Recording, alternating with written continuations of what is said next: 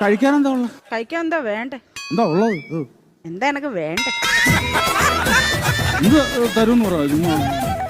എന്തെങ്കിലും തരുമോ? ചോദിച്ചാലും തരും. ചോദിച്ചാലും നീ എന്ന് ചോദിക്ക്.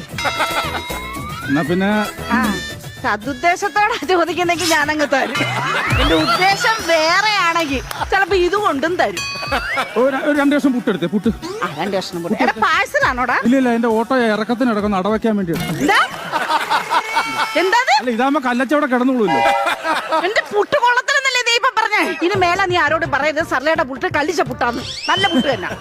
എന്നാ പിന്നെ സർലേ ഒരു ചായ ഇട. ചായയോ? പതച്ച ചായ വേണോ പതക്കാത്ത ചായ വേണോ? പതക്കാത്ത മതി. ശരി പതക്കാത്ത. എന്താ പേരിനെ കൊല്ലണോ? നിനക്ക് പതക്കാത്ത മതി എന്ന് പറഞ്ഞില്ലേ? പതപ്പിച്ചെടുത്തോ.